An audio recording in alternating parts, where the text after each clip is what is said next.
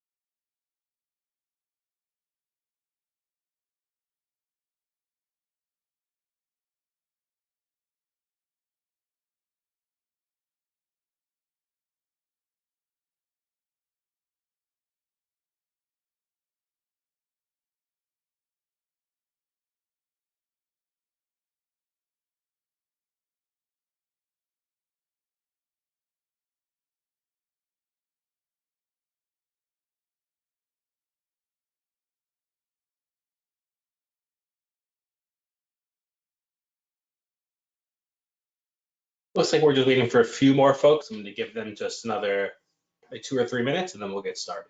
Thanks.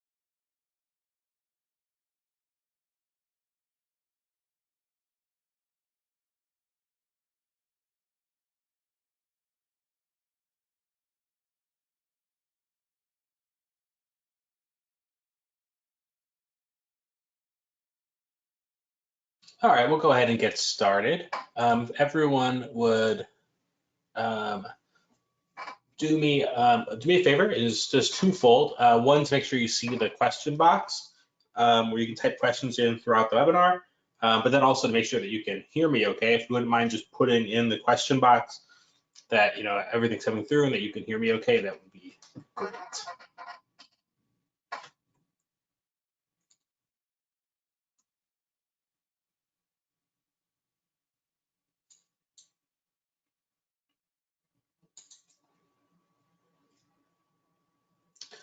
Awesome. So everyone seems like they found the question box, which is great. If you have questions during the presentation, feel free to throw them in there, and we'll try to answer them as we go. If you want to save them for the end, that's fine too. We'll have some question time at the end. I typically plan to talk for about 45 minutes. And so that leaves about 10 to 15 minutes at the end for specific questions. But if anything comes up during the webinar that you want to have answered or that you're thinking about, feel free to, you don't have to wait till the end, just put it in. Cool, let's get started. So a bit of background. So for those of you who have not been on a webinar with me before, my name is Jack Kavanaugh. I'm our Director of Training and Program Development here at Mentor New York. We are the New York State affiliate for Mentor, which is the National Mentoring Partnership. So we serve mentoring programs across the state that serve young people in really every community, every different type of way across the state. And it's always like amazing to people get requests from these programs and these places that I've never even heard of before, but it's always so fun to learn about these new communities. This is part of our webinar series. We're talking through the elements of effective practice for mentoring. The elements of effective practice for mentoring are these 6 elements right here. So recruitment, screening, training, matching and initiating, monitoring and support, and closure. And then a sort of unofficial 7th element of effective practice is evaluation, which we'll also do. This is the 2nd matching webinar I think we've done this year. And we've done the other ones as well. And so we'll do the other 2, monitoring, support, and closure, at some point over the next few months as well. All of the previous ones were also recorded, so you can feel free to watch those as well. But sometimes it's good to get it live so you can ask questions and everything.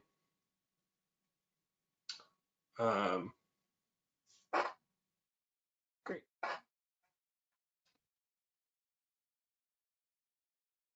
So the basis that we like to work from a lot of when we start talking about operating a mentoring program is our mentoring logic pyramid, right?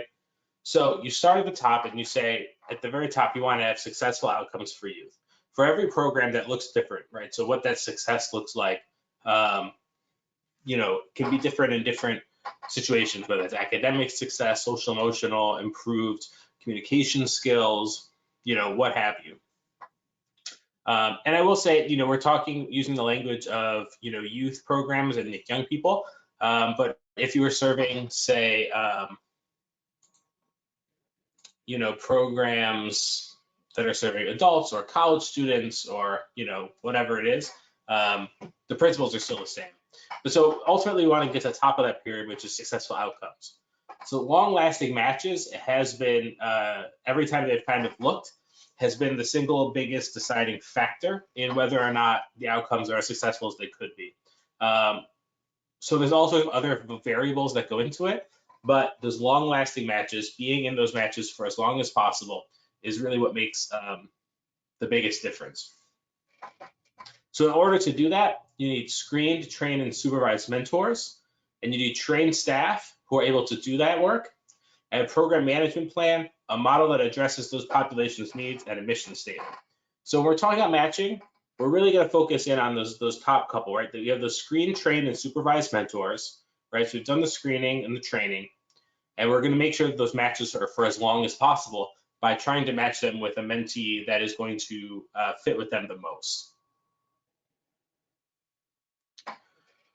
So just to set the stage a little bit more, mentoring, the definition that we use when we're talking about mentoring is that mentoring is a structured and trusting relationship that brings young people together with caring individuals who offer guidance, support, and encouragement aimed at developing the competence and character of the mentee. So there are a few models that we use when we talk about this, and this is important, especially when we're talking about matching.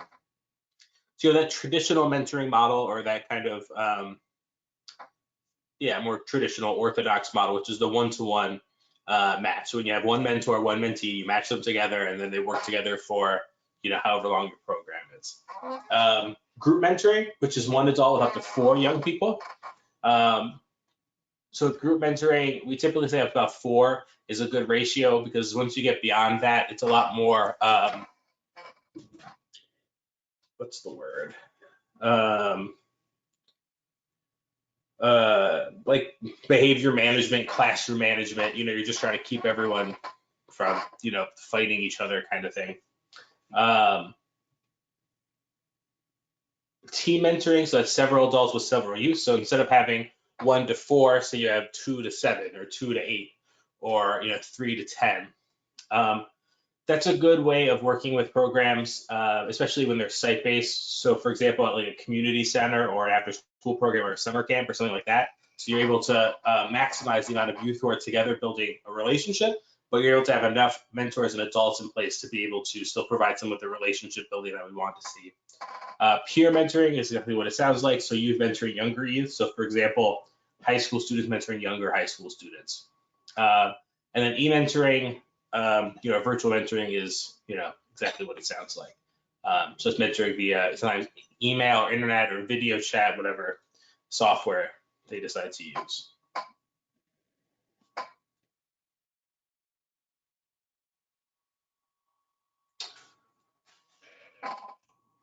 So when we're starting to put together some sort of matching plan and think about it, what's really important is to take that first step back and start defining the audience of who your program is. So who are the mentors? Who are the mentees?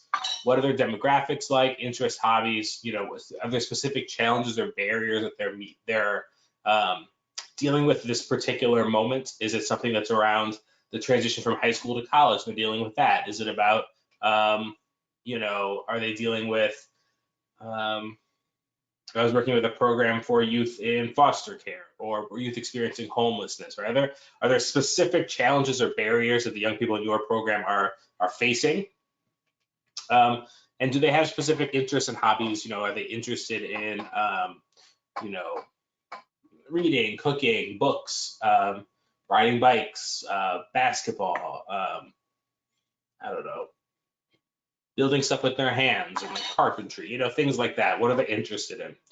And same with the mentors, right? You want to get that idea of their demographics. What are their life experiences have been like? Do they have experiences that parallel the challenges and barriers that the mentees are going through that they can kind of speak to? Do you have areas of expertise or career that are applicable to this? So are there young people who are particularly interested in a particular career path, and you can have mentors that have that career path? I do think that sometimes we get a little too caught up in like the career piece of it. So like if you have a mentee that's like, oh, I want to be a lawyer, and you have a mentor who's a lawyer, people will automatically like overlook everything else and just be like, oh, well, that works well, so let's pair them. But I think a lot of other stuff is more important, like how they fit personality wise, things like that. And the reality, especially working with high school students, most of them don't know if they actually want to be an attorney or not, but being able to provide them a mentor who is able to show them what a professional the path for a professional looks like, right? How do they just modeling that type of professionalism, someone who has an advanced degree, things like that.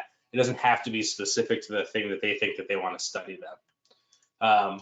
But if there's some overlap or some sort of, connection through there, then that can be really helpful too. It's just not, I just think sometimes we just put too much emphasis on it. Interests and hobbies. So, we looked at, do they have similar ones, especially for community-based programs? We're going to be going out and having to, find things to do together. It's really important to, it's if they both like playing basketball and you're running a program where they can go and play basketball together and hang out every time, then that's awesome, right? And it's an easy win. It just helps build the relationship that much faster. And then lastly, their motivations for mentoring. This is always important. And, sometimes you want to screen people for their motivations might be less than ideal, and like maybe they coming in a little too savior complexy. But if they come in with different reasons why they want to be a mentor around being able to give back to someone who has the same experience that they do, or they want to give back specifically to if there's a young person who's from like their neighborhood and they've identified that as something that's important to them, things like that can make a really big difference when you're doing some of the matching, so that way you can feed into some of the reasons why people want to be mentors.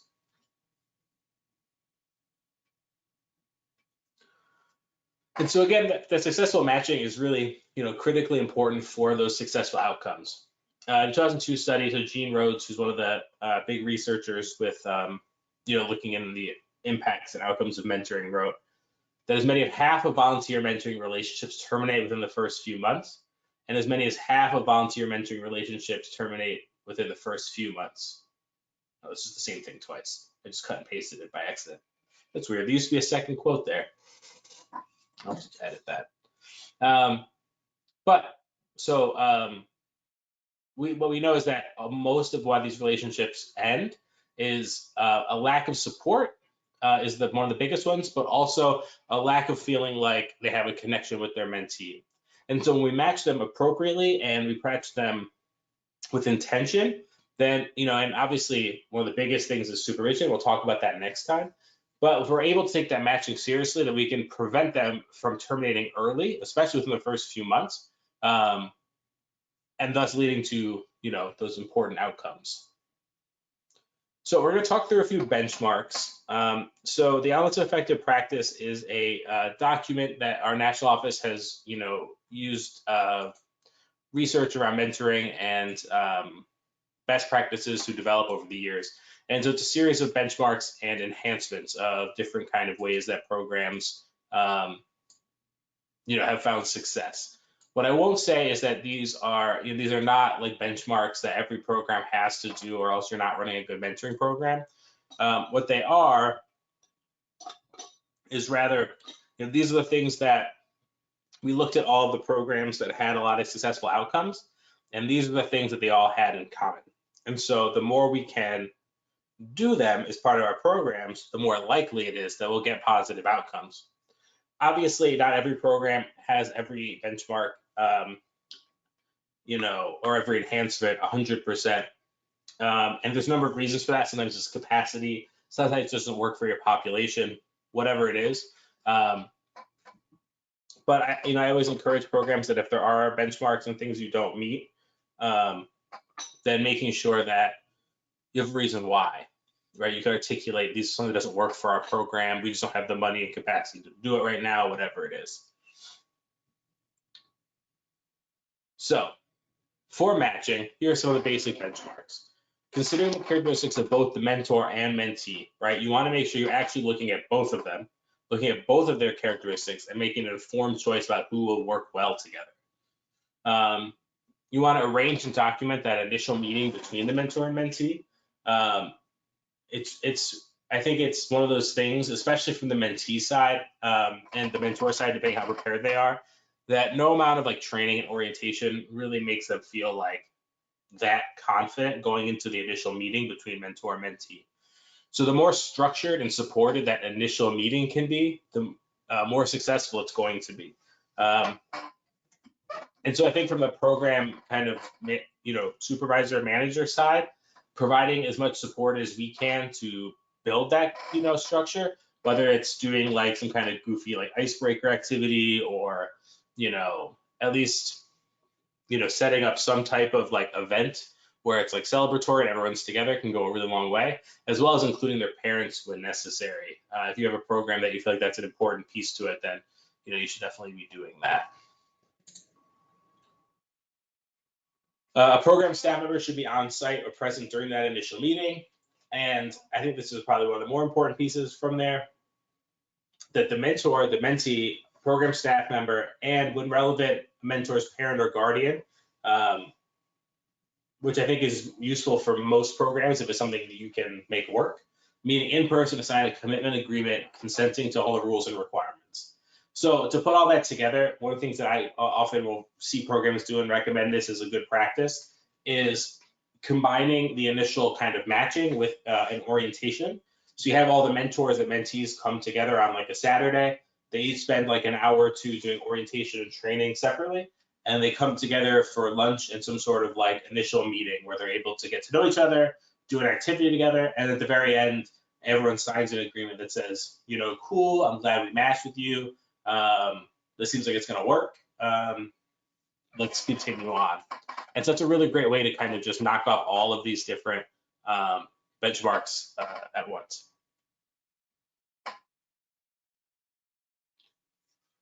So there's a few ways to create matches.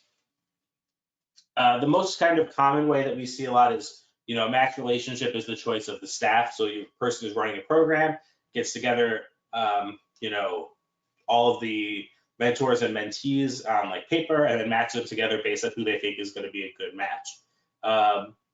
That's the most common and can be really effective, especially if you have a lot of experience doing it, because you kind of start to get a sense of like, oh, I think these two people are going to work. I think these people won't, or, you start to get that gut feeling.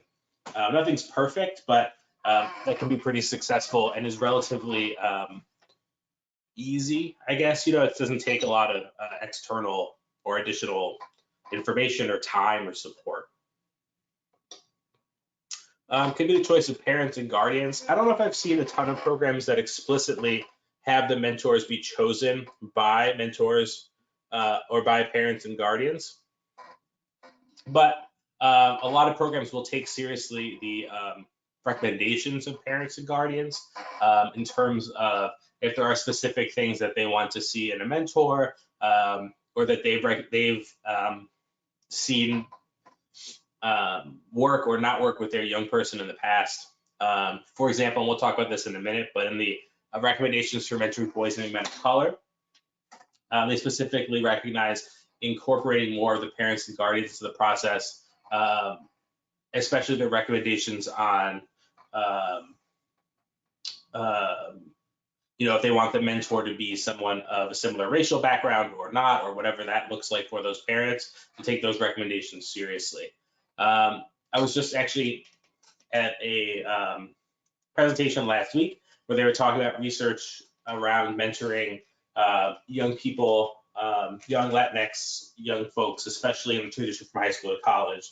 But one thing they talked a lot about too is the importance in a lot of those cultural settings to include the parents and guardians as much as possible and to make them involved in the process. I think generally speaking, the more involved parents and guardians are in the program and in the process, the better. Sometimes it's a question of interest and capacity, but the more we can get them involved, the better off everyone is. Mentors and mentees. So I'll talk specifically around the youth-directed or youth-initiated mentoring. I think it's a really, really powerful model that started to pop up more over the past few years. And this can look like a few different ways.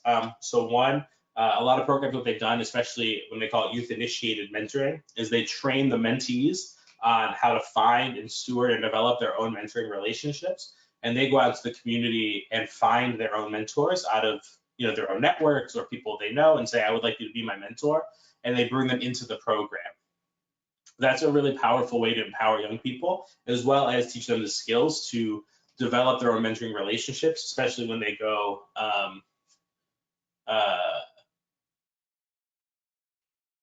when they're in college or adults and learning the kind of skills of networking.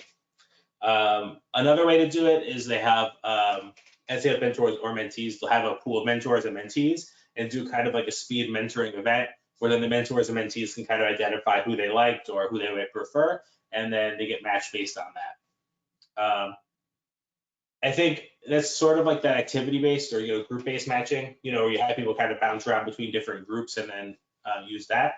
But another thing to mention too is we're thinking about group mentoring or team mentoring or things like that. It adds another kind of layer when you're thinking about matching mentors as well as having mentees and groups of mentees together.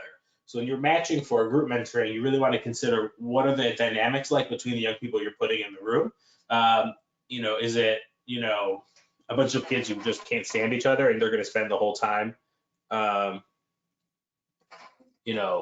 arguing, or are they people, you want to take those relationships into consideration as well.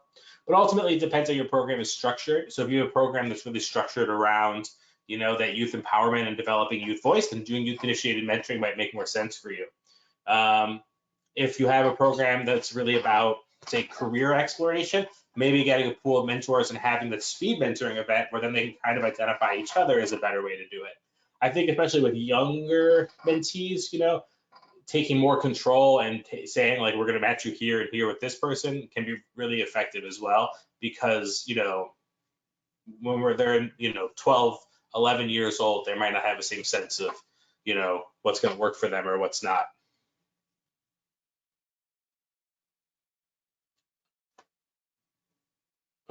So I'm going to talk through specific recommendations for some of the programs that serve specific populations. So for example, and these are all based out of the Elements of Effective Practice. So for example, they've released the Elements of Effective Practice for mentoring LGBTQ youth. And so some of the recommendations for working with a specific population is you want to have policies and procedures around matching. that address the potential for matching based on similar shared orientation and or gender identity / expression. So, you don't necessarily, again, have to match people based on those shared identities, but you do want to, have some sort of consideration around, um, what does that look like, having those policies in place, focus on that mentor's ability to serve as an ally, and again, including that parent guardian, youth and mentor preferences related to, what type of sexual orientation and gender identity expression I've been looking for. If you have a young trans person who is looking for a mentor, they might really specifically say, I would love to talk to an older, trans person who can share his identity with me because I really want to focus on helping myself develop that sense of identity. And that can be really important, or the parents might be like, our young person recently came out as bisexual, and we would really love to pair them with someone who is older, who's gone through similar experiences, who can speak to that. And really, I think because when you're dealing with such vulnerable populations, that initial meeting is even more, I guess, tenuous, because you really want to make sure they have that time to work together, sit together, and really get to know each other. Because we're talking about young people who are so much more marginalized and vulnerable, and so sometimes that sense of fit can take a little bit longer. So doing something in a group setting or a group format for a little while. So say you do like the first few meetings all together as a group where everyone's kind of getting to know each other before breaking off into that one-to-one, and identifying who the one-to-one matches are going to be can be really effective. Similarly, for mentoring boys and men of color, making sure that the mentors are culturally aware and have a sense of cultural humility is particularly important when we're talking about cross-racial pairing. Generally speaking, a lot of research has shown that over time the race of mentor and mentee doesn't matter a ton in terms of outcomes, so much as there's enough time. So we're talking 12 to 18 months of being matched. But I do think that what I've seen, especially in my experience as well, is that when mentors and mentees have some sort of shared cultural background, it can be really important. It can what's the word? Expedite the kind of bonding experience, right? If I could look at someone and say we have some sort of shared identity or some shared identity marker, then it might be a little bit easier for me to open up to that person more quickly. That doesn't mean that a person who doesn't have that kind of shared identity marker can't also get there. It just might take an extra session or two to build some of that trust. That said, one of the things that's really important, especially when we're talking about cultural awareness and cultural humility, is we also want to make sure that there are not mentors who, are looking at young people who look like them based on their, racial or ethnic background, and assuming that they're going through the same experience based just solely on that racial and ethnic background. Young Black men are not a monolith. Young Latino men are not a monolith, and so I think it's important to remember that as well. The other thing is it can also be really important to match based on race if it is about your mentoring model. So if your program is about developing a shared sense of identity of what it means to be a young Black man, then it's going to make more sense to have men of color as your mentors and match based on that, right? If that's what the program is about, then that's what the program is about. But at the end of the day, most of the other their other fit criteria, interest, personality, things like that, is going to make a much bigger difference. Involving the mentees in match selection as much as possible with the families. We mentioned this before. One thing that can be really powerful is having the first meeting in the mentees' homes to help bridge some of those differences, especially if it is a cross-race match. So, making the mentor prioritize and spend time in the mentees' community and space can be really important. A lot of times with mentoring models, we think more about taking the mentee out of the mentee's space and showing them the world of the mentors. But I think one of the big things we can use with mentoring, especially when we're dealing with marginalized communities, is to show young people that they can have pride and we can show off parts of their own cultural background, their own community, that there's strengths to it, right?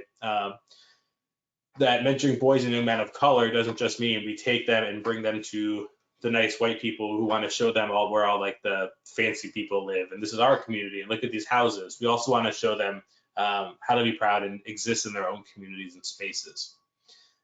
And lastly, that the outcomes reflect the ways in which mentors respond to multiple characteristics, right? So mentees' racial identity and cultural values. So all of these things are really crucially important when we're addressing outcomes. So the mentors have to be trained and prepared to respond to all of those different pieces. Their racial identity and cultural values, as well as who they are academically and what their social skills are like. It all comes together into one package. And so making sure that the mentors are as prepared as possible to address that.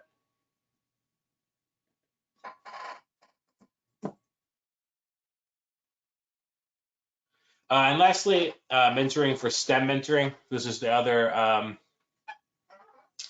Elements of Effective Practice supplement that has come out.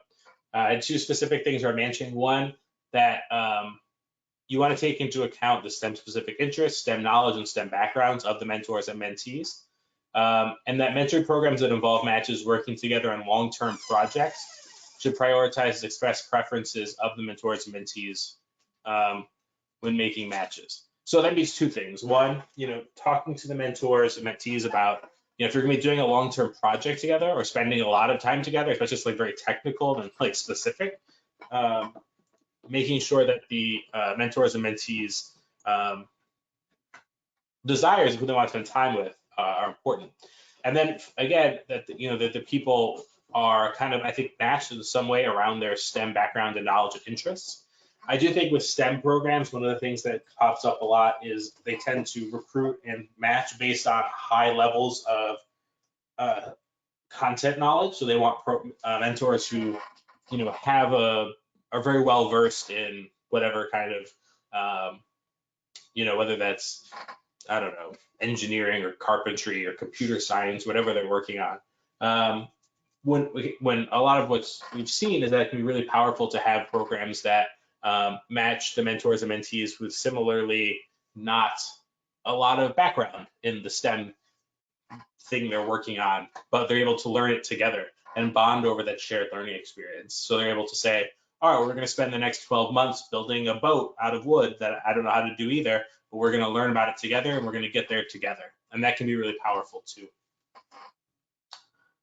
So I'll talk about a few enhancements. We talked about the benchmarks. These are some of the kind of above and beyond pieces that can be really helpful for programs. Matching mentors at least 3 years older. That mostly happens with peer mentoring programs that you come into that.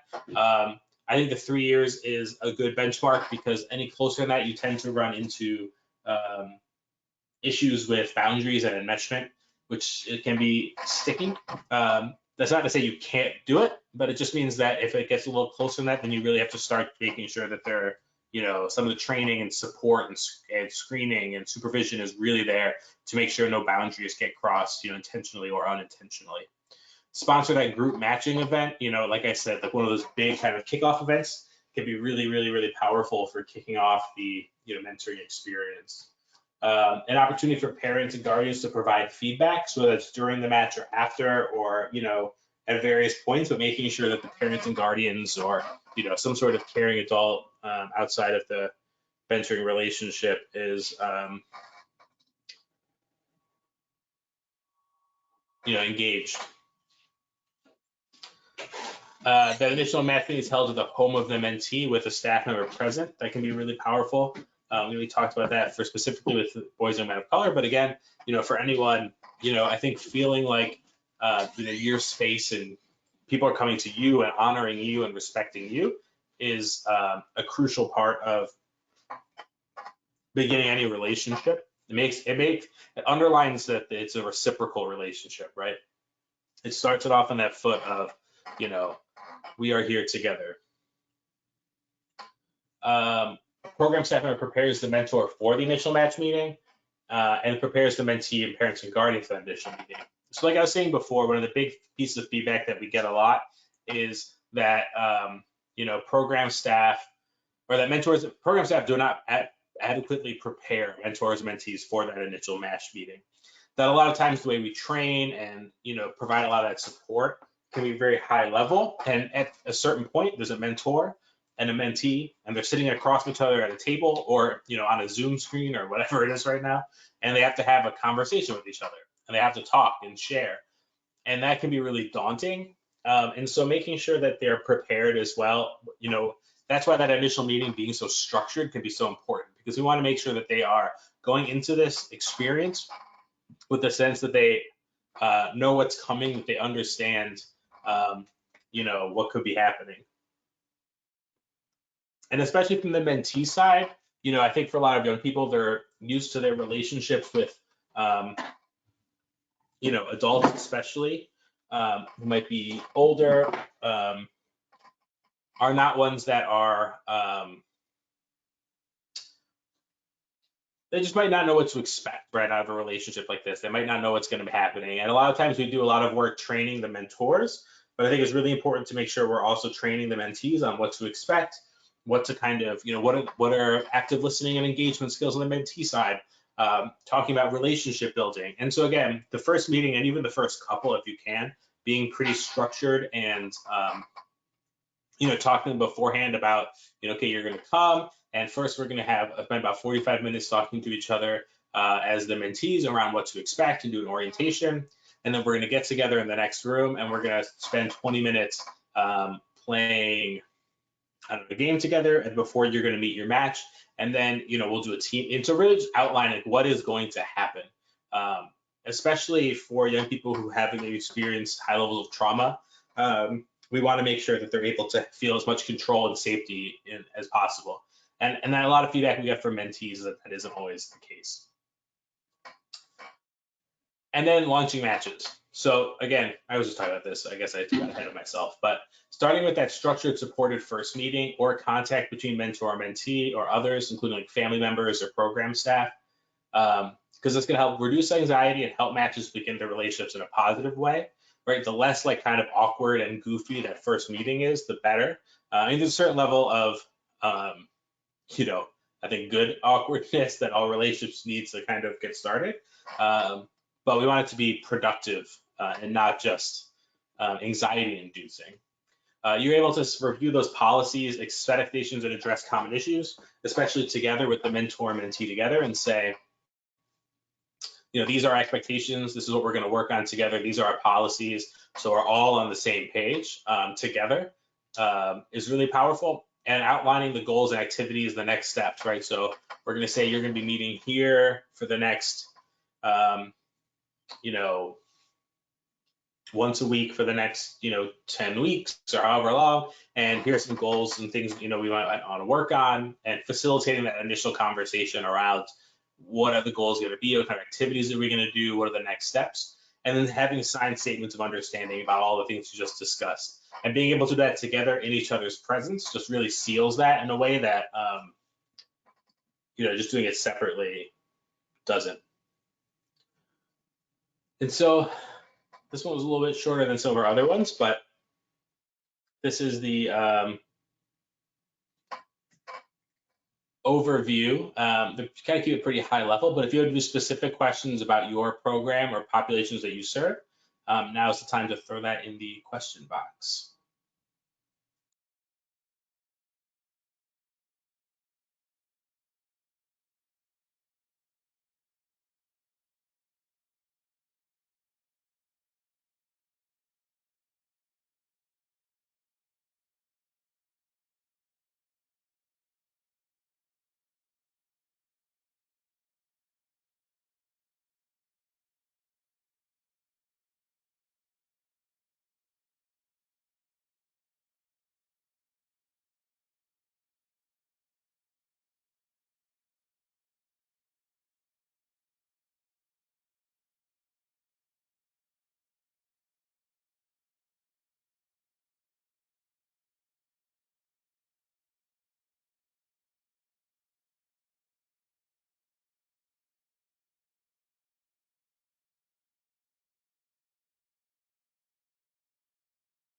So we have one question specifically for virtual programs. Yeah, we can talk about that a little bit. I don't think with matching, there's a ton of difference when you're talking virtually. Most of the difference that we've seen has been in the way you screen and train and supervise and all of the other pieces. When it comes to matching, I think one of the only other things I would make sure to consider is just comfort with the technology that you're using. And so if you have, for example, the mentor and mentee, and both of them can't figure out whatever platform you're using, maybe matching them together is not the best idea. Um, but again, most of the I think differences that we've seen with programs running during virtually right now versus non-virtually in the past has existed in some of the um, other spaces. So I guess in my mind, when it comes to matching, I wouldn't. There's not a ton different virtually, um, but I think with the training, pretty much everything else, right? How we do recruitment, how we do screening, how we do training, um, all of those other pieces have been affected a bit more. But I would make sure that mentors and mentees may be finding out a bit about their comfort with whatever technological platform you're using. Um, that might be a good way to change some of the things that you're doing virtually. Let's see. What kinds of questions do you suggest asking parents of mentees and mentors to get at their personality? So there's lots of things. We talked a bit more about that in the screening and recruitment webinar because a lot of that has to do with the application and interview process. And so we went a lot more in depth on that. And so I'll send those links out. They're all recorded, so you can read those. But you really just a lot of that happens during that interview process, whatever application processes. So whatever things you want to know about them, making sure you're putting in there. So I think one of the things we always emphasize is how do they deal with adversity? What was their childhood like? Did they have positive adult figures in their life and they want to give back? Did they have a lack of positive adult figures and they want to make sure no one else has to go through that? All sorts of different things. But again, there's a lot more detail on that on the screening and recruitment webinars because a lot of that happens there. Some good questions to ask the mentee virtual first initial meeting. So I don't know if it's specific to matching, but a good question for that initial meeting. But one of the things that we've been recommending and that we've seen programs do pretty effectively when they're doing virtual mentoring has been to make sure that there's some type of activity. So if I was meeting with you in person and we were doing a mentoring program at a local community center, right? And I would never just have the mentors and mentees sit at a table, like fold their hands and stare at each other and try to make conversation.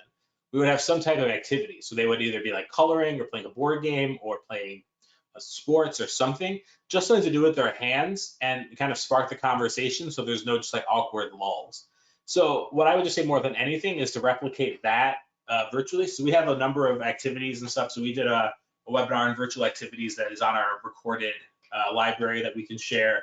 But there's a number of activities. And so, there's different questions you can ask, like icebreakers and things like that. But what I would do is be more inclined to have some sort of like activity. So have them do some sort of like puzzle or game together where they're figuring something out and they can start talking while they do that and have it be a bit more natural. But, because again, it's awkward for anyone if I'm just sitting here, especially virtually, looking into a webcam at someone across across the country or wherever they are, and try to just like awkwardly have a conversation. So having activities or some sort of shared like a puzzle or a game or something like that would go a longer way than just like specific questions. I guess that entirely answers your question, but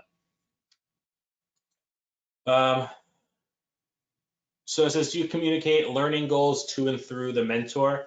I'm not sure exactly what you mean, but I'll talk a bit about some of the process we use with goals for our mentors.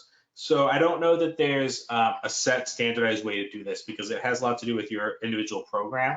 So if you're talking about academic, specific goals or social goals, whatever it is, but it can be really helpful for mentors and mentees to set goals together. And so having, say it's a program that's focused on academic improvement, we want to do, set goals that are really rooted in that, So like focus on, we want to read these many books together. We want to read a book that's at this grade level, or some sort of goal like that. But having the mentors and mentees set those together, so it's an organic process rather than the program, necessarily setting them. But I do think it's important to communicate with the mentor if there are high level goals that you're trying to hit, but so that they can kind of work through them. But generally speaking, with any sort of goals of the mentoring program, we usually encourage the mentors and mentees to set them together. So for specific online virtual activities, yes, we have a number, and I'll make sure that's included in a follow-up email that we send. Lots of different online virtual activities and links to different places to use. That'll be in our follow-up email either later today or tomorrow.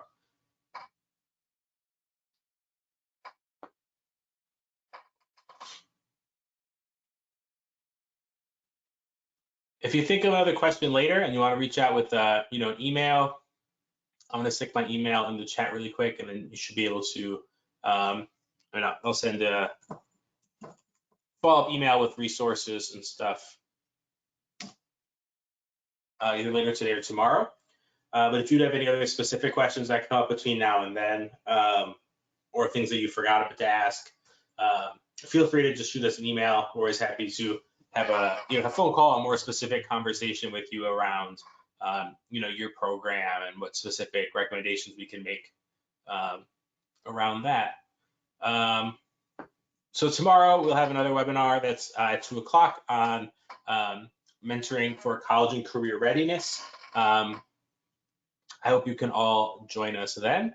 Otherwise, I hope everyone has a great rest of your week, and I look forward to hearing from you if you have any other questions or thoughts. Have a good rest of your week, everyone. Thank you.